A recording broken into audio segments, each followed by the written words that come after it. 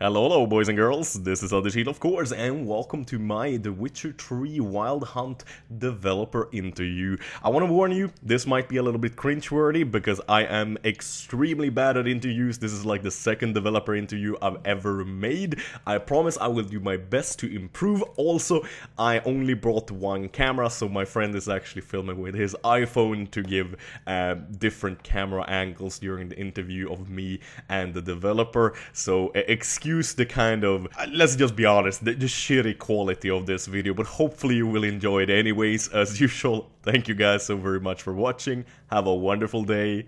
Bye bye. Hello, my name is Peter Galencic and I'm a senior level designer here at CD Projekt Red. Thank you so very much for having us, Peter. It's been a joy so far. You guys have been awesome, and the game has been awesome as well. Alright. I'm very sad that I gotta wait a month until I can actually play it. I'm kind of hating you guys a little bit at the moment because I wish it was like a week before release. I didn't have to wait so long.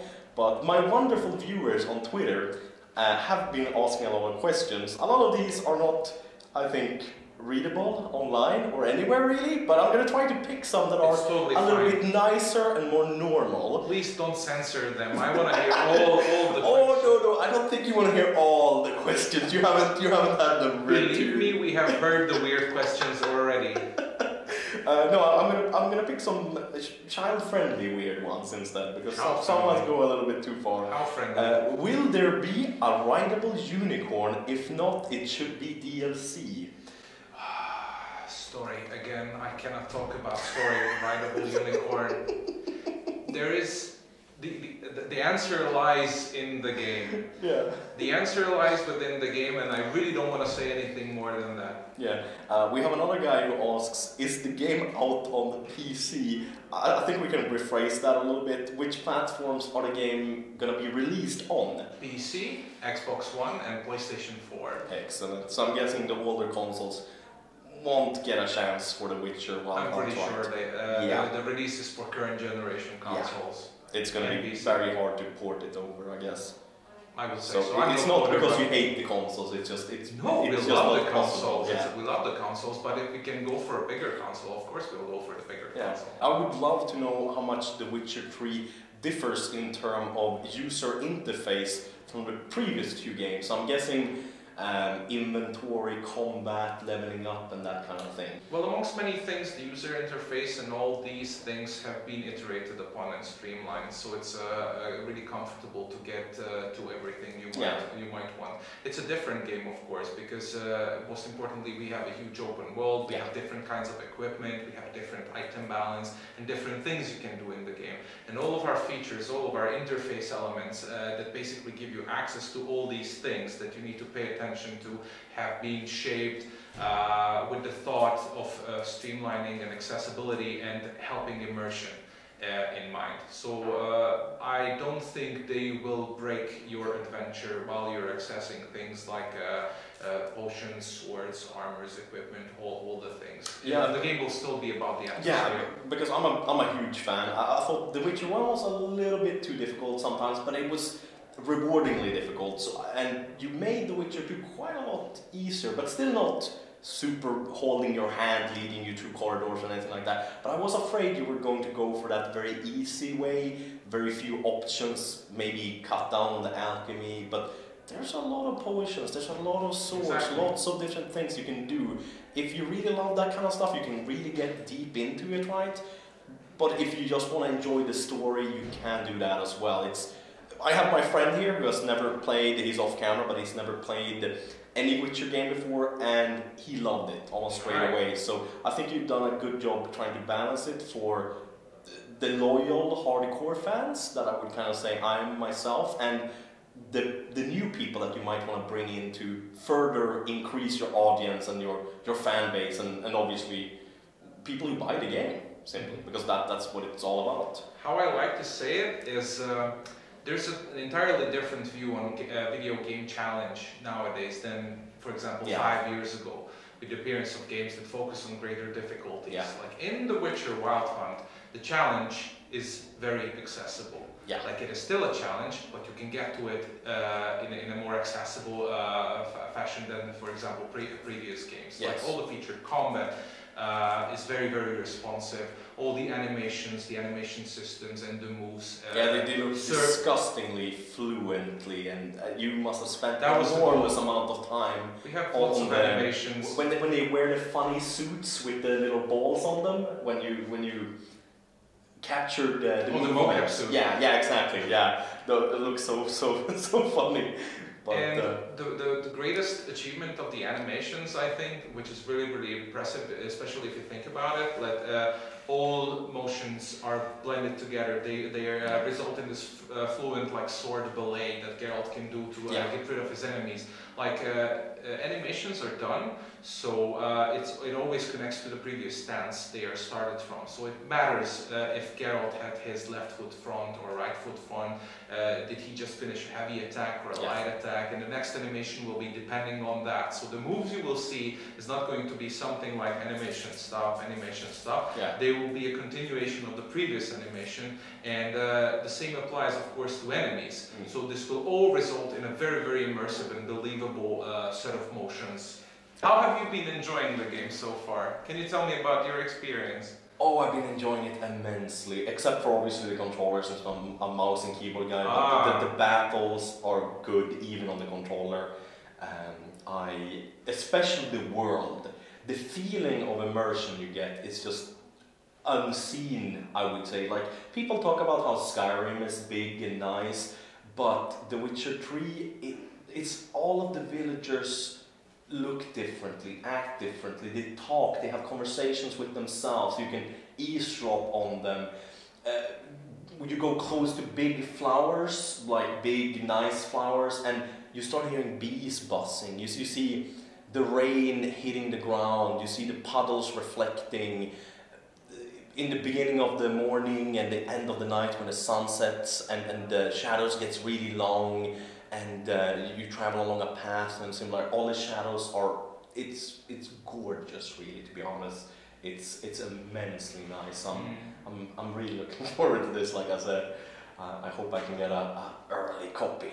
How much have you played with the game? How far have you progressed? We progressed. We kind of stayed in the first area, the first big area, yeah. After the prologue, even though the prologue area was obviously quite big. Yeah, I was quite impressed how big basically the trading area was. We like to call it the playground for the open world, because that's when you get the first touch for how it's going to feel in the rest of the world, which is much, much larger. Yeah, exactly. Why do you think Witcher 3 is the best game ever? Not cheesy at all. Like, you're a fan of RPGs, right? Only the good ones, to be honest, like Fallout, Skyrim, The Witcher. I'm kind of picky. How does it compare to the rest of the experience? Like, I really want to know, like, if it has become what we wanted it to become, your personal adventure. Honestly, I think it is much better than Skyrim. I mean, obviously you can't really compare them. It's two different games, but for me personally, The Witcher has a much more mature and in depth. It's not kind of like a fairy tale. Everything feels real. There's like racism, there's murder, there's betrayal, there's sex, there's gore, you're chopping people's heads off. Exactly, nothing sugarcoated, and I love that. Because I hate sugarcoating. Because what do you sugarcoat? You sugarcoat shit to make it look good. That's what you do. When you have good stuff, you can show it off, raw, just like it is, and people will fucking love it and eat it up. Because that's what it is. That's what it is to be a gamer. Like, you enjoy it and forge your own path. I also heard that some areas that, for example, are kind of haunted or have like monsters or wild wolves or similar, kind of taking over a village or similar, when you do actually kill those, you do your job as a witcher and kill the monsters or the witch, people actually come back to the villages. Is that true? Exactly. A lot of locations depend on your interactions. You can free up or relieve some places of the evil that dwells there. Like evil can take many forms, of course. So you really have an impact on a lot of locations and environments. For example, if you would go kind of crazy butcher murderer style and kill everyone in a village, or at least the soldiers and so, that will also affect your... No, we are pretty firm on like Geralt does not attack innocent people. Yeah. Because that's not his style. Yeah. You can interact with your swords with enemies. Yeah. Like actual enemies that strike in Geralt's life. But you'll have plenty of monsters to do that. Oh yes, I noticed that.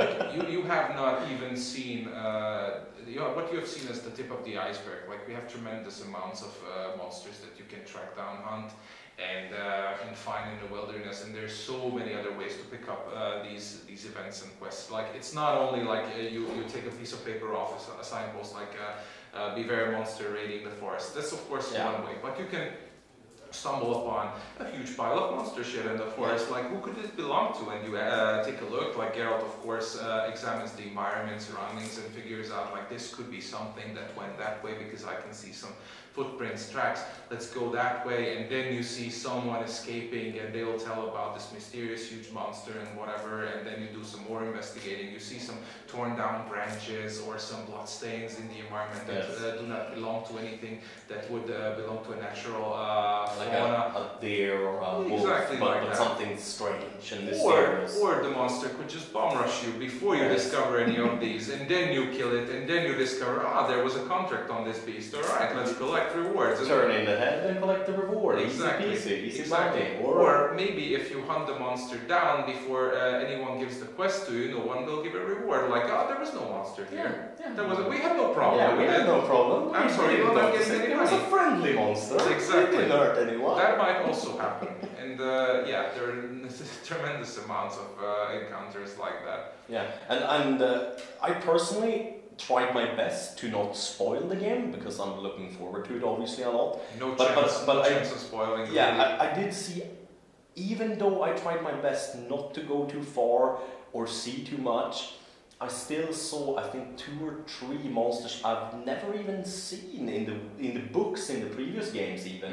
I think the Griffin you haven't had in any previous game, I believe, but I think you could see it in the book. What's it called? The Royal Griffin, or the Witcher book about all of the monsters and similar. the bestiary. Yes, exactly, the bestiary, exactly. And I must say there was some kind of I think it was a wart witch or something like that. A really nasty looking thing with big noses and stuff, and I'd never seen it before. I was like, oh my god, what is that thing? Hiding in some water cave of some kind. There are some really hideous and ugly looking creatures in the world of the Wild Hunt, and I mean that in the best possible way. Like I was honestly, truly disgusted. Like, oh my god, that looks so incredibly, awesomely disgusting. Like you remember the witches, for example, from one of the previous. Those are my favorite characters in the game, and we have so many others. With the same level of like, oh my god, like it's like when you're a 6-year-old kid, you'll see that ugly puddle and you want to stick a stick in it and you want to play with it and see what it horrible, is. but I want to mess around. Yeah, You know, the same kind of experience. Yeah, like the statue, for example, in the lobby here. Hopefully, you guys seen on Twitter and similar pictures of it. Yes, the Wraith, and she looks so disgusting. Oh my god, with the tongue hanging out and the jaw slacking and. I mean that's what I mean. Like don't spare anything like that. Just make it gory and make it. I mean, there's a reason why only a mutated weird guy like yourself, like as a witcher, has to hunt these things, and not normal men can do it, or soldiers even. But you have to do it. This is no fairy tale. Yes, this is no fairy tale. This is shit hits the fan, so to say. Yeah. Alright, we really want to reach out to all the fans that we can talk to and thank you for your interest. This game would not exist without you, so thank you very much for making this possible for us so we can build this whole thing for you. Awesome, thank you very much for your time. Thank you very much for your interest. And fun for having us. Well, thank you. Like, it's our pleasure, really. Like, it's so cool to have so many people from around the world coming here and play the game and be happy about it. Like, this is what we have been working for and money in the past 2 years.